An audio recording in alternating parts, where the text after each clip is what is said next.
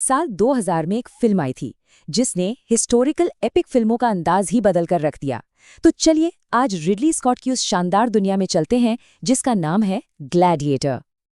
ये सिर्फ कुछ शब्द नहीं है, ये किरदार के दर्द, उसकी पहचान और उसके मकसद की पूरी कहानी है।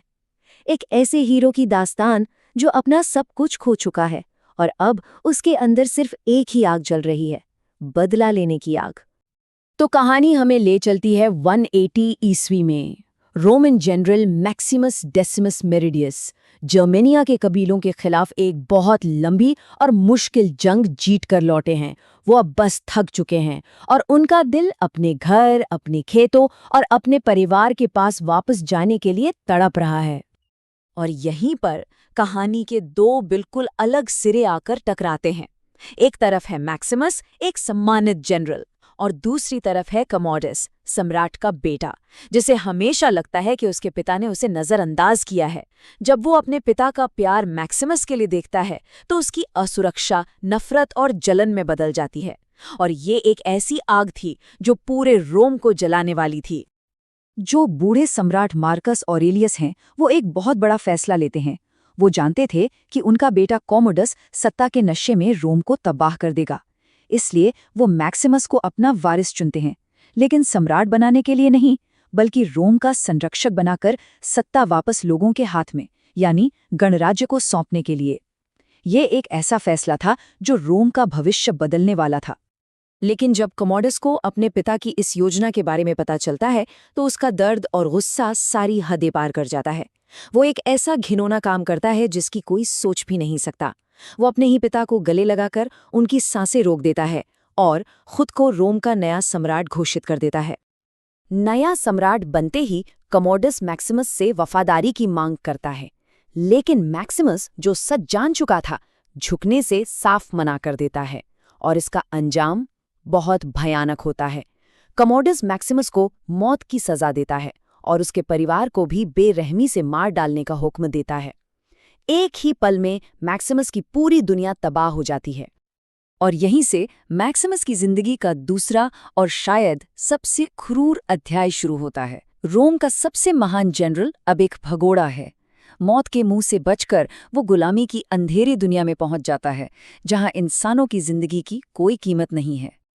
जख्मों से चूर मैक्सिमस को गुलामों के सौदागर उठा ले जाते हैं और प्रॉक्सिमो नाम के एक ट्रेनर को बेच देते हैं।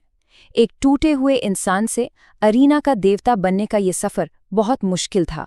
उसे जिंदा रखने वाली चीज सिर्फ एक थी, अपने परिवार की यादें और इंतकाम की वो आग जो उसके अंदर हर पल धधक रही थी।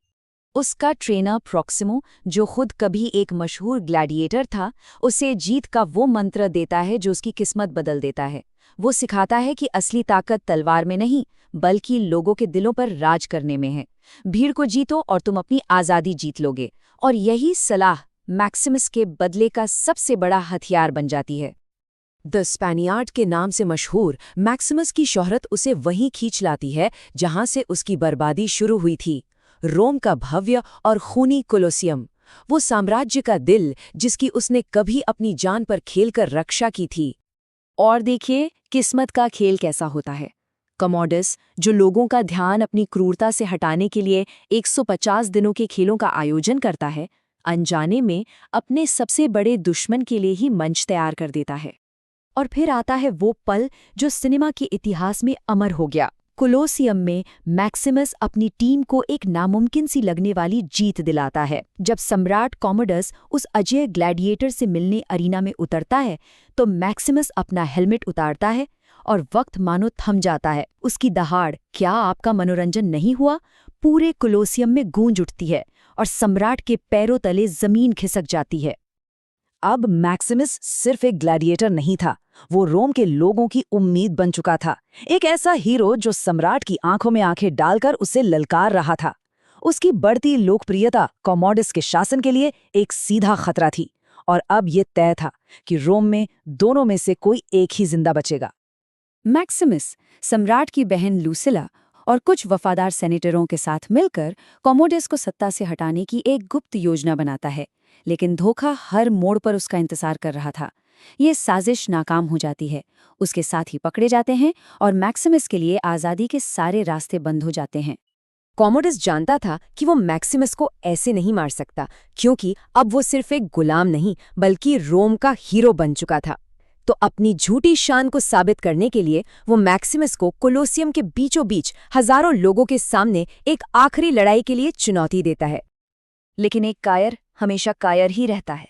अपनी जीत पक्की करने के लिए कॉमोडस लड़ाई शुरू होने से ठीक पहले अंधेरे में मैक्सिमस को जख्मी कर देता है, एक गहरा जानलेवा घाव, ताकि रोम का हीरो लड़ने से पहले ही हार जाए।